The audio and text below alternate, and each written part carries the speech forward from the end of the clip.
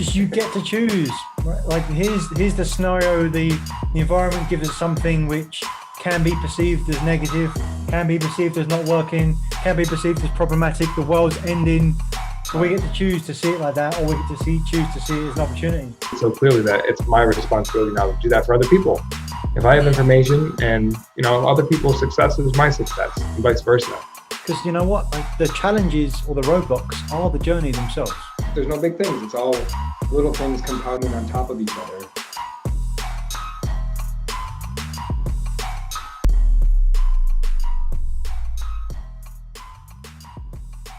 Okay, you ready?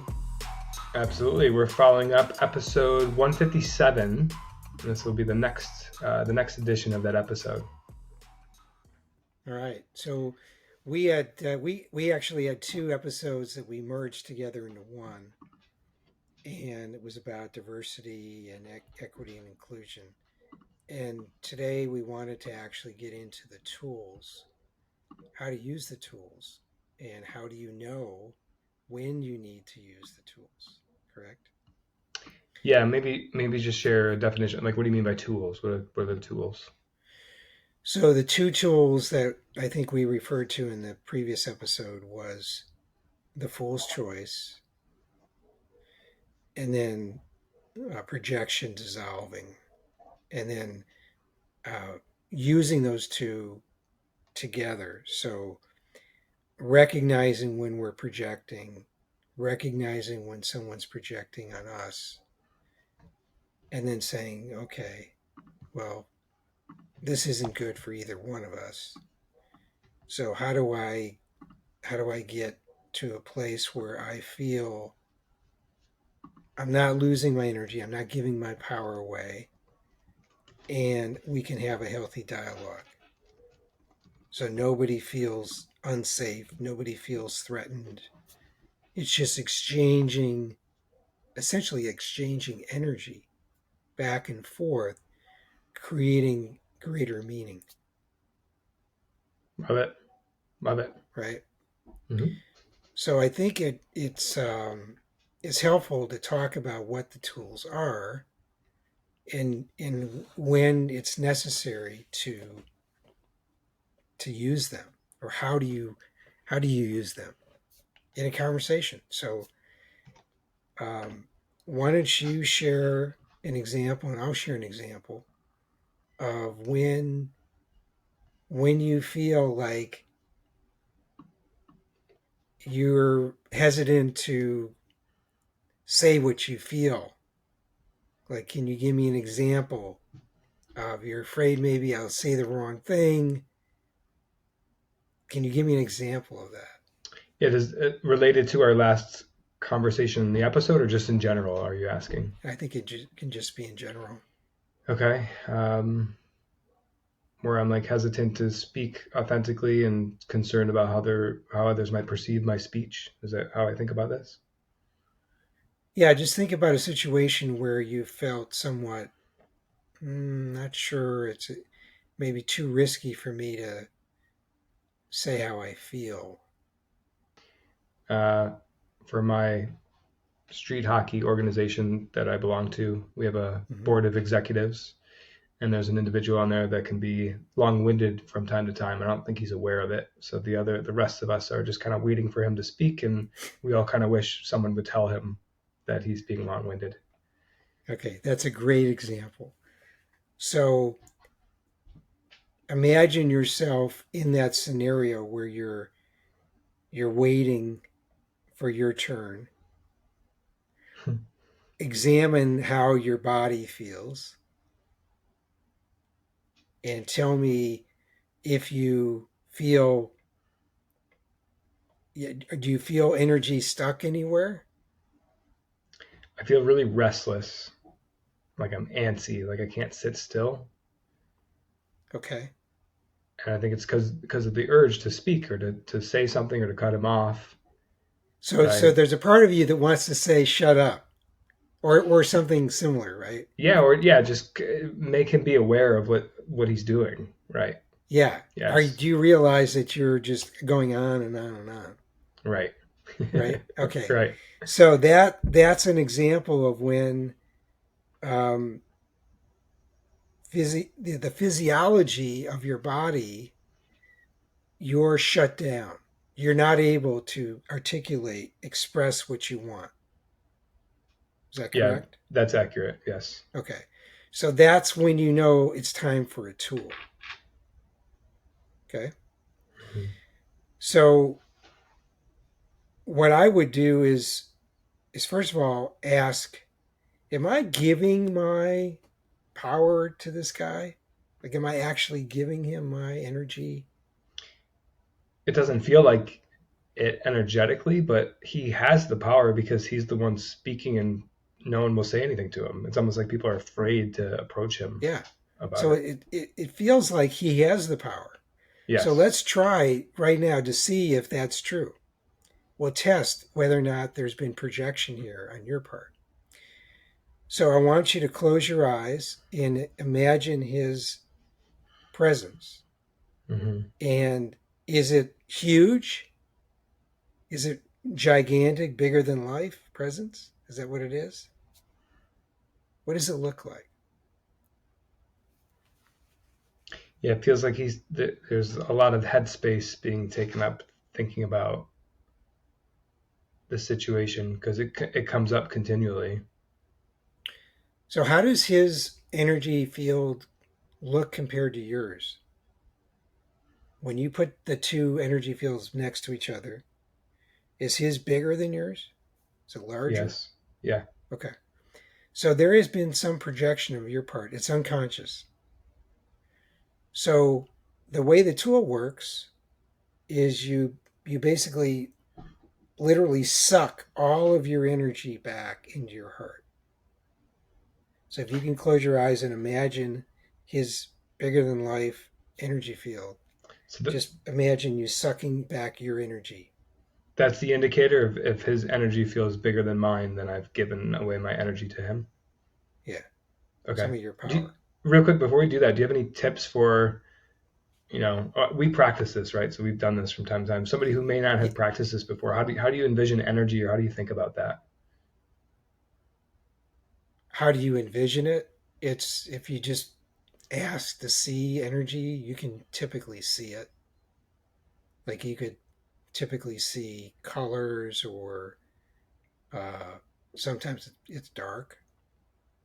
But you'll see something when you ask, can you show me what my energy field looks like compared to someone else's? You can usually see some kind of, everyone's a little different. Sure. So and there's a clue if you find yourself thinking about someone, trying to convince them of something or placate them, that means you've given your energy to them. Yeah. I think this one's placating because no one says anything to him. Right, you're Yeah. placating. Right. Right. So have you taken your energy back? Did you feel it come back? Like I when you haven't done that suck yet. it? Let me Okay, do that go now. ahead and try that. Is that like a physical thing, or am I just imagining Yeah, it's this? physical. You'll feel the energy coming back into your heart. And then when you do that, his image goes deflates like a balloon, Mm-hmm. Yeah. right? Yep. Now forgive yourself for doing that because it actually made things worse because he doesn't feel good having your energy. He feels weird, which probably makes him act out. Mm. So I say the I'm sorry, please forgive me, thank you, I love you, the Ho'oponopono prayer. I say that as a way of forgiveness to myself because I was not aware I was projecting. Okay. Now, now you can ask, why was I projecting? This is the critical step for self-awareness. Why was I? And typically it's a fool's choice that causes us to do the projections. So if you can ask now that you've got your power back. What was I projecting? What was I not wanting to feel that caused me to give my power away? And just a quick recap, foolish choice is feeling like I have a black and white option. Either it's this or it's this. And usually the first option is to speak the truth or speak my truth. And the second option is to keep a friend or to keep in good graces with somebody. Is that Yeah, right? it's basically being honest. So in this case, you don't really like him to go on and on and on. Right. So instead of being candid and saying, "Hey, everybody needs a turn here," you're not being honest because you're afraid maybe you'll lose a friend. Hmm. That's the typical fool's choice that we all go through. Yeah, so if I tell him what he's doing, then he won't like me or will be turned off by me sharing that with him. Or he'll poison the others against you, or Got whatever it. that scenario Sure. might look like. Okay. Right? I don't want to Yeah. take that risk. So therefore, I'm going to be silent and I'm just giving my energy, try to make it go away. Gotcha. And fool in the fool's choice because it's not actually true, right? It's just my perception that that's what's true. Is that right? Well, it's a So, perception that in your mind is shut off because you feel threatened. You don't want to lose a friend. So the mind is turned off. It's not working. There are no healthy options that are coming to you. So the way you solve that is you tell your brain, this is what I want for me. I want to be able to share my 2 cents, my opinions, my beliefs about this topic that we're talking about. And I don't want so and so to hog the room. And I don't want him to, get angry or pissed off. However you would say that. Those are just ideas. sure. You're just very clear about what I want for me and what I don't want. I don't want him to get angry right? Sure. And then you define what do I want for the others. So you could define what you want for him and what you want for the others on the board. So for him, might be something like I want him to be aware of when he's starting to do that, starting to run away with the conversation. Well, what do you want for yourself? Let's start with that. Yeah, I want to be able to share authentically with him what he's doing and how it's detrimental to our communication as a board. Okay, that's more about him than you. What do you want for you? Stick to you right now. Yeah, I want to tell him the truth. I want to have a productive board meeting, is what it is. Okay. And a productive board meeting is what? Is a shared dialogue where people are communicating back and forth and no one's running away with the conversation. Okay, where everyone feels safe to share equally. That's what you're looking for. Right? Yeah, I don't know, because I don't know if people feel unsafe when he's to share Well, if equally. they're letting him get away with this, then they do feel unsafe. It was just more of like, yeah, we're waiting for him to complete. Like we'll get back to our regularly scheduled programming after he's done, but it's more about how he's just dragging it on. Like, yeah, but this is not about him right now. This is about you. What do you want? How do you define and tell your brain, this is what I want? You've got a magic wand. You can ask for everything you want. Forget about controlling him. It's not about him right now. But what do you want for you? part of what I want is has to do with him though. Well, that you're not being authentic about what you want. This is about you. What do you want to be able to do and feel good about and feel safe doing? I would like to have a productive board meeting where people feel safe to share their thoughts and opinions about the subject matter. Okay, and that includes you. Yeah, I mean, ultimately, what I want is to be honest with him and tell him what he's doing. That is what I want. Am I doing this wrong? Well, but you're assuming that he's wrong and you're right. There's an assumption there. But what if both of you are contributing to this problem?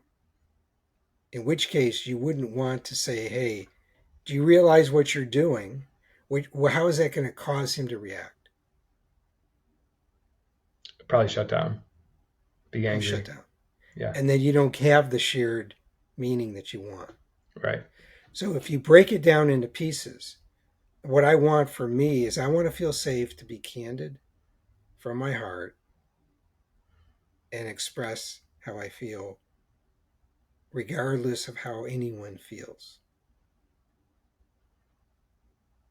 So I give permission for others to do the same, right? Mm-hmm. Does that sound authentic? If you just limit it to what you want for you? Yeah, so if I focus on me, what I want is to be authentic in my communication. Is that what you're saying? Feeling safe, right? And Yeah. I think what you want is you don't want someone to react and feel defensive or react and feel shut down. Is that accurate? Yeah. Yeah. Okay. So that's what I would tell your brain is part one. That's what you want. But then there's step two. Okay. Step two. Step two is define what you want for the others, including this guy.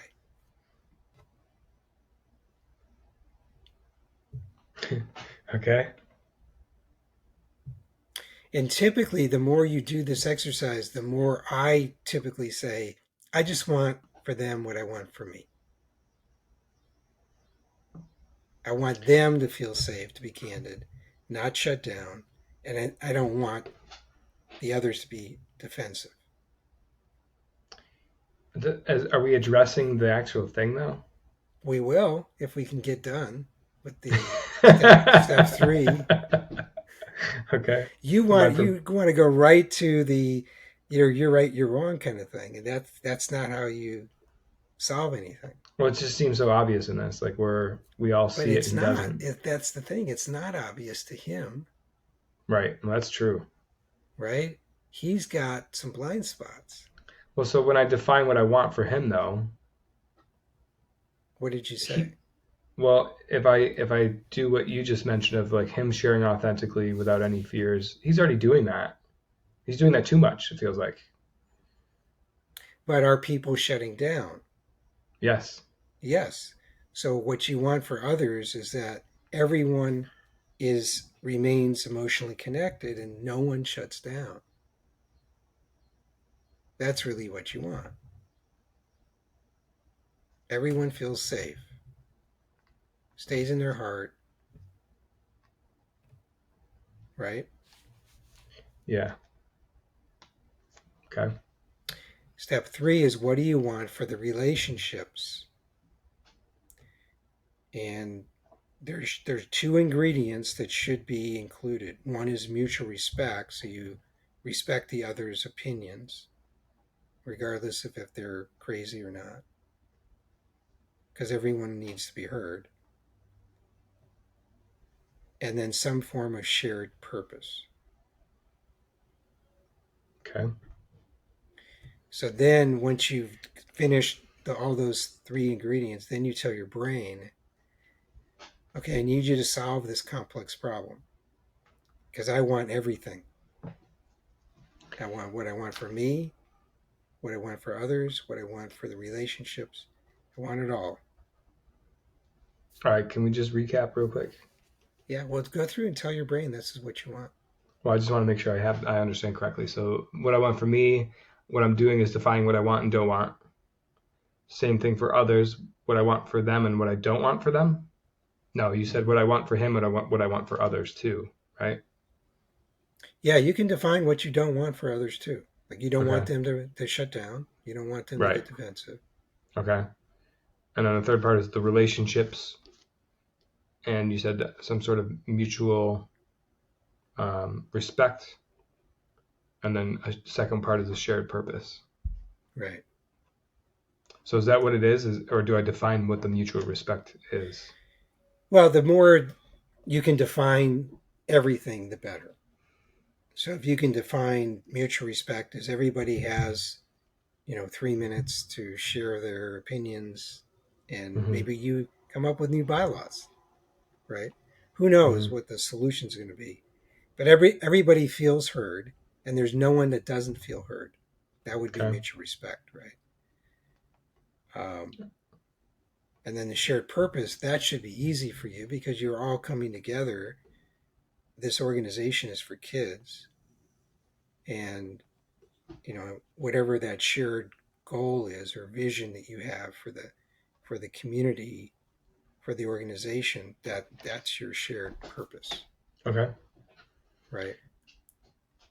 All right. So I have all those, and now what? So then you just tell your brain, I need you to Solve. solve this problem. I want everything.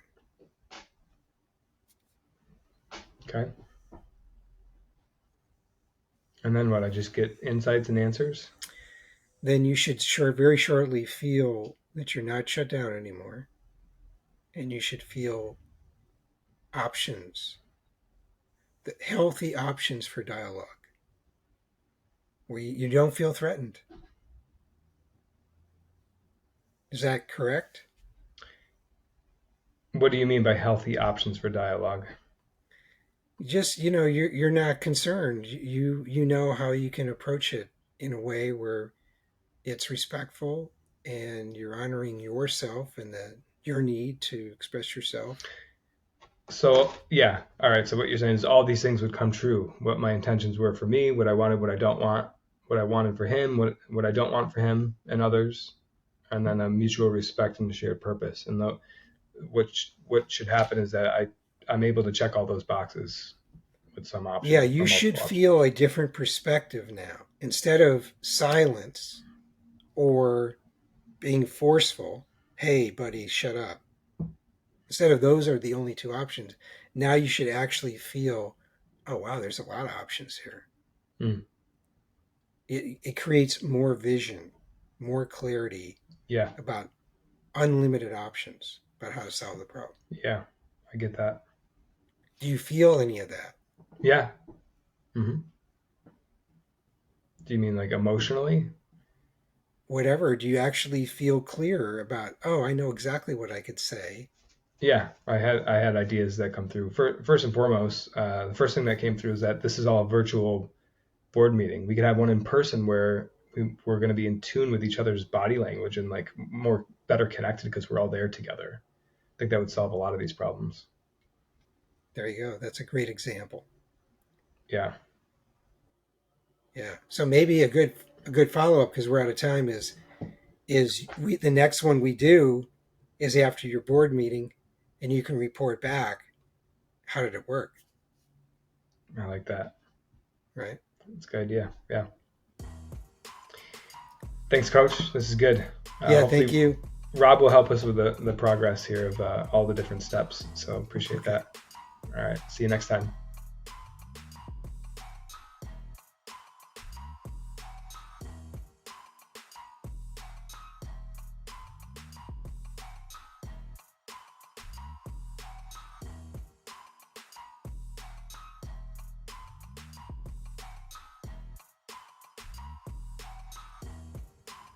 Thank you for watching another episode of Truth Seekers. We appreciate your interaction, so please comment, like, subscribe to YouTube, Apple Podcasts or Spotify, wherever you get your podcasts. And if you want more, check out some of our links to our masterclass, The Achiever's Mindset, and come join our LinkedIn group.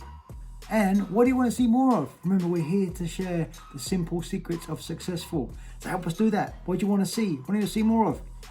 Thanks, and see you again next time.